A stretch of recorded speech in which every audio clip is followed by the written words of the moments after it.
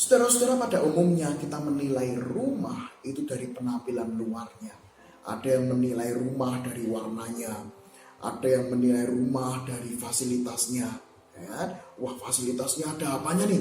Oh, ada liftnya, ternyata liftnya 12. Wah, ya kan, rumah apa itu ya kan, liftnya 12. Ada yang dilihat dari bentuk bangunannya. Wah, ini hebat, ini rumah model Skandinavian, ada rumah model Afrikan, dan lain sebagainya. Nah, saudara-saudara yang terkasih, ya seperti itulah pada umumnya. Orang menilai rumah dari apa yang kelihatan, apa yang nampak, dan apa yang dilihat orang lain juga.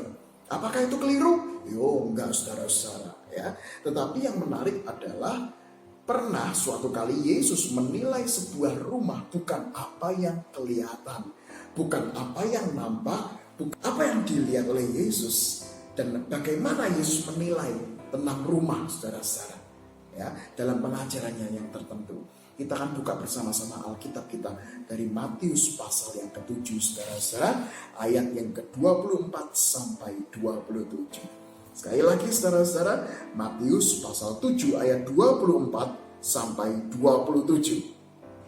Saya akan membacakan bagi saudara-saudara sekalian. Matius pasal 7 ayat 24 sampai 27. Setiap orang yang mendengar perkataanku ini dan melakukannya, ia sama dengan orang yang bijaksana yang mendirikan rumahnya di atas batu. Kemudian turunlah hujan dan datanglah banjir, lalu angin melanda rumah itu. Tetapi rumah itu tidak rubuh sebab didirikan di atas batu.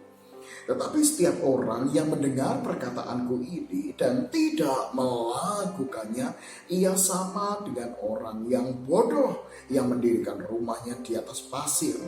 Kemudian turunlah hujan dan datanglah banjir, lalu angin melanda rumah itu, sehingga rubuhlah rumah itu dan hebatlah kerusakannya.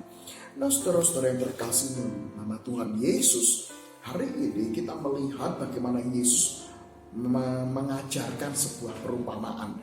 Bagaimana orang yang bijaksana, saudara-saudara. Kenapa disebut bijaksana? Karena dia membangun, orang yang pertama ini membangun rumahnya di atas batu. Dan orang yang kedua yang disebut bodoh adalah orang yang membangun rumah di atas pasir. Nah, saudara-saudara yang terkasih dalam nama Tuhan Yesus, disinilah Yesus mau mengajarkan sesuatu, yaitu dua orang yang sama-sama membangun rumah. Penampakannya sama, mungkin modelnya sama, warnanya sama, tetapi saudara-saudara, meskipun sama, ada sesuatu yang membedakan, yaitu adalah dibangun di atas mana dulu. Nah, dalam kehidupan ini, saudara-saudara, kadang-kadang sebagai orang Kristen, Anda dan saya orang Kristen, kita itu penampilannya sama, saudara-saudara ya. Kita mungkin berdoa, apalagi sekarang kan liturgi bersama, ya, doa sama-sama Bapa kami, meskipun ada yang satu versi A, satu versi B, nanti bikin versi C, D, E, F, G, tapi dalam liturgi sama-sama doa Bapa kami. Lagunya pun juga lagu yang sama, mirip, ya toh, KJ, NKB, PKJ, dan lagu-lagu ya persekutuan lah dibilang seperti itu. Doanya ya mirip-mirip, kesaksiannya ya mirip-mirip, ya kan, jarang kesaksian. Jadi kan biasanya kan orang GKI gitu kan, saudara-saudara, sekarang siapa yang mau memberi kesaksian?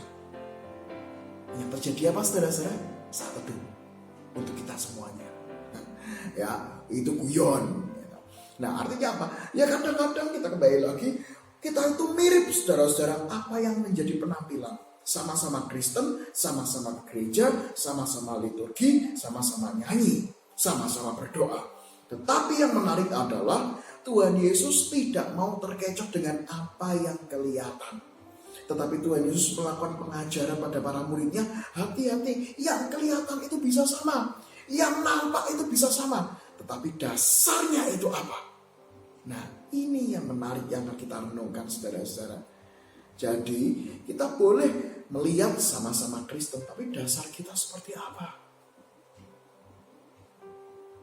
Nah, pertanyaannya, apa yang dimaksud dengan dasar? Bedanya apa sih orang yang dasarnya batu dan pasir. Nah, di sini Tuhan Yesus secara terang-terangan saudara-saudara memberikan sebuah pengajaran, yaitu dikatakan saudara-saudara ayat yang ke-24, setiap orang yang mendengar perkataanku, nah ya kan, ada kata yang menarik, mendengar perkataanku. Kalau orang mendengar perkataan Yesus, itu hampir semua orang Kristen mendengarkan perkataan Yesus, saudara-saudara. Ya, hampir setiap orang Kristen itu mendengarkan khotbah. Hampir setiap orang Kristen itu bersaat teduh mendengarkan dari renungan harian. Hampir setiap orang Kristen juga menyanyi, memuji nama Tuhan, mendengarkan puji-pujian, saudara-saudara. Tetapi menarik sekali, saudara-saudara, Tuhan Yesus memberikan pengajaran bahwa gak cukup dengan mendengarkan. Tetapi apa? Menurut Tuhan Yesus adalah mendengar perkataanku ini dan melakukannya, saudara-saudara. Jadi ini seperti uang koin, dua sisi. Gak bisa kita pisah satu sama lain. Ya, nggak bisa, saudara-saudara. Kita cuma mendengar. Mendengar itu baik, nggak bertanya. Ya baik, tetapi hari ini saudara-saudara kita mencoba untuk semakin mendalami diri kita, mendalami siapa kita. Betul nggak kita sudah melakukan dua sisi ini? Betul nggak kita sudah mendengar firman Tuhan, tetapi juga melakukannya? Boro-boro melakukan, Pak, ya kan? Mendengar aja jarang gitu. Sehingga muncul guyonan, ya kan. Sekarang ibadah online kepengennya di gereja. Dulu kalau di gereja isinya onlinean gitu ya kan. Ya sesuatu dimana orang, saudara-saudara, ada dua paket ini, mendengar dan melakukannya. Dan itulah yang dikatakan Tuhan Yesus, inilah orang yang bijaksana. Dasar perumpamaan rumah yang pertama. Sehingga ketika orang itu mendengar dan melakukan firman Tuhan, itu dasarnya pasti kuat. Bukan sekedar teori-teori, bukan sekedar katanya-katanya, bukan sekedar, wah kemarin kan khotbahnya tentang penguatan, tapi pertanyaannya dilakukan enggak penguatan itu dalam diri sendiri. Dulu khotbahnya kan pengampunan, pertanyaannya dipraktekkan enggak pengampunannya. Dulu kan berkhotbah tentang pengharapan, pertanyaannya kok kita sudah mendengar khotbah pengharapan, mau nggak mempraktekkan itu? Dulu kan berkhotbah bahwa Yesus pun juga sabar menanggung segala sesuatu. Pertanyaannya hari ini, saudara-saudara, sudahkah kita mengerjakan apa yang kita dengarkan? Itu yang pertama, saudara-saudara. Yang kedua, saudara-saudara, melalui apa yang dikatakan oleh Yesus, apa yang diajarkan oleh Yesus, kita melihat bahwa rumah pertama dan rumah model yang kedua ini sama-sama kena hujan, sama-sama kena angin, sama-sama kena banjir. Artinya apa, saudara-saudara? Di dalam kehidupan kita, kehidupan Anda dan saya, kita pasti dihadapkan dengan yang namanya hujan kehidupan. Akan dihadapkan pada yang namanya banjir kehidupan. Akan dihadapkan pada yang namanya angin kehidupan. Artinya apa? Ya, yang kita tahu, dihadapkan pada pergumulan, dihadapkan pada permasalahan, dihadapkan pada perkara. Dan mungkin saja kita bangun saat ini, kita ada hari ini, masih membawa masalah yang lalu-lalu, masih membawa perkara-perkara yang lalu, masih hidup dengan pergumulan yang sama. Kita bangun, kita ingat, waduh hari ini saya mau makan apa? Hari ini tabungan saya tinggal berapa? Hari ini kok saya masih sendirian, jomblo. Nah, karena ada beberapa orang ya saudara-saudara ya, jomblo galau ya. Nah, kita melihat saudara-saudara di sini bahwa setiap kita itu pasti menghadapi pergumulan, pasti menghadapi permasalahan. Namun justru saudara-saudara, melalui pergumulan-pergumulan itulah Anda dan saya itu akan dinilai. Anda dan saya itu akan kelihatan kita ini dasarnya itu batu atau pasir. Justru melalui pergumulan hidup itu kita akan melihat kualitas diri kita itu seperti apa? Kualitas kita itu kokoh atau ambiar, saudara-saudara. Akan kelihatan di situ. Oleh sebab itu, kalau orang Kristen, Anda dan saya detik ini galau karena masalah, karena corona. Hari ini saudara-saudara, justru corona akan memperlihatkan di mana kualitas kita. Kualitas kita itu adalah tanah berbatu, dibangun dari yang berbatu, atau dibangun di atas pasir yang ambiar. Oleh sebab itu saudara-saudara yang terkasih dalam nama Tuhan Yesus, hari ini kembali kita berkaca, kembali kita berefleksi bagaimana diri kita. Dan yang ketiga saudara-saudara, kalau kita menyadari bahwa kita ini model rumah kedua, kita masih sering ambiar, sering kali kita hanyut di dalam pergumulan. Hari ini saudara-saudara kita kembali diingatkan, yuk kita mengamini khotbah-khotbah yang kita dengarkan. Yuk kita mengamini puji-pujian yang kita dengarkan. Yuk kita mengamini renungan-renungan yang sering kita dapatkan. Dan ayo dengan kuat kuasa Roh Kudus kita minta agar dimampukan untuk menghidupi apa yang kita dengarkan dalam khotbah, apa yang kita pujikan dalam nyanyian.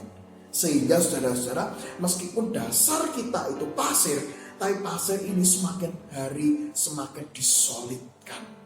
Pasir ini semakin dikuatkan. Pasir ini semakin direkatkan. Pasir ini semakin dikokohkan. Sehingga pasir itu dalam tanda kutip berubah menjadi batu, saudara-saudara. Yang tadinya pasir semakin dengan kuat kuasa Roh Kudus dimampukan semakin solid, semakin solid, semakin solid. Meminta pertolongan Tuhan, meminta pertolongan Roh Kudus, minta penyertaan Roh Kudus. Ya Tuhan, saya tahu untuk mengampuni ini sulit, tapi dalam nama Yesus tidak ada yang tidak mungkin. Saya tahu Tuhan, untuk bersabar itu sulit, untuk bertahan di dalam permasalahan itu sulit, tapi dalam nama Yesus tidak ada yang tidak mungkin kalau Roh Kudus bekerja untuk menguatkan Anda dan saya. Sebab itu saudara-saudara,